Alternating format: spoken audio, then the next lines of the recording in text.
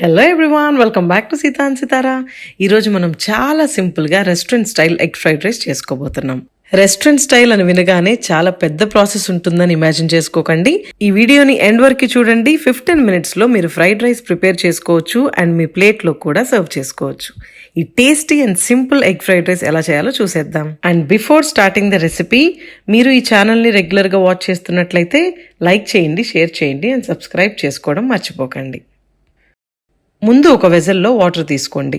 ఆ వాటర్ బాగా బాయిల్ అయిన తర్వాత అందులో 1 టేబుల్ స్పూన్ ఆయిల్ వేసుకోండి, 1 టేబుల్ స్పూన్ సాల్ట్ వేసుకోండి. తరువాత మనం ముందుగా కడిగి అరగంట పాటు నానబెట్టుకున్న బాస్మతి రైస్ని వేసుకోండి.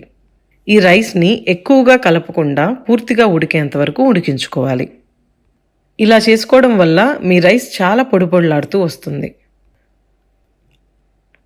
రైస్ కుక్ అయిపోయిందండి. ఇప్పుడు మనం ఒక స్ట్రైనర్ తీసుకొని వాటర్ అంతా డ్రైన్ చేసుకొని రైస్ని ఒక బౌల్లోకి తీసుకుందాం. ఇంగ్రీడియంట్స్ అన్నీ రెడీగా పెట్టుకోవాలండి. నా ఇంగ్రీడియంట్స్ అన్నీ రెడీ అయిపోయాయి. ఇప్పుడు మనం నెక్స్ట్ ప్రొసీజర్ ఏంటో చూసేద్దాం. ఒక ప్యాన్ పెట్టుకొని అందులో 3 టేబుల్ స్పూన్స్ ఆయిల్ వేసుకోండి. ఆయిల్ బాగా హీట్ అయిన తర్వాత మాత్రమే 2 ఎగ్స్ని స్క్రాంబుల్ చేసుకోండి. కొంచెం సాల్ట్ స్ప్రింకిల్ చేసి, ఓవర్గా ఫ్రై చేయకండి, జస్ట్ కుక్ అయితే చాలు. ఎగ్స్ ఉడికిన తర్వాత ఇప్పుడు ఇందులో మనం ఫ్రెష్ వెజిటబుల్స్ వేసుకుందాం. 1 పావు కప్పు సన్నగా తరుక్కున్న బీన్స్ వేసుకోండి, 1 పావు కప్పు క్యారెట్, 1 పావు కప్పు క్యాబేజ్ అండ్ 1 పావు కప్పు సన్నగా తరుక్కున్న ఉల్లిపాయలు, 2 పచ్చిమిరపకాయలు సన్నగా తరుక్కొని వేసుకోండి. ఈ వెజిటబుల్స్ కన్నిటికీ సరిపడా సాల్ట్ కూడా స్ప్రింకిల్ చేసుకోండి మీ టేస్ట్కి తగ్గట్టు. ఈ వెజిటబుల్స్ని హై ఫ్లేమ్లో 3 to 4 minutes ఫ్రై చేసుకోండి.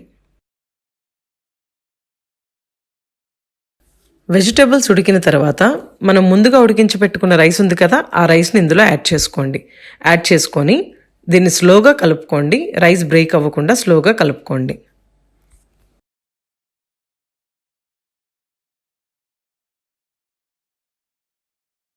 అంతా బాగా మిక్స్ అయిన తర్వాత ఇప్పుడు ఇందులో మనం సాసెస్ యాడ్ చేసుకుందాం.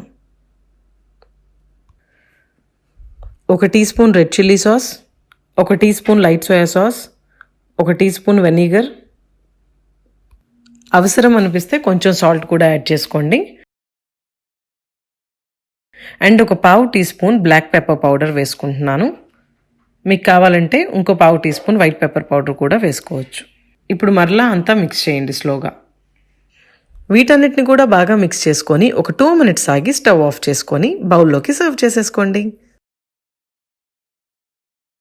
ఇంతేనండి, చాలా సింపుల్గా restaurant style egg fried rice ఎలా చేయాలో చూసేశారు కదా. మీకు ఈ రెసిపీ నచ్చినట్లయితే తప్పకుండా ట్రై చేయండి. అండ్ మీకు ఎలా వచ్చిందో కమెంట్ సెక్షన్లో కమెంట్ చేయండి. If you like my videos, please do like, share and subscribe to my channel. Thank you for watching.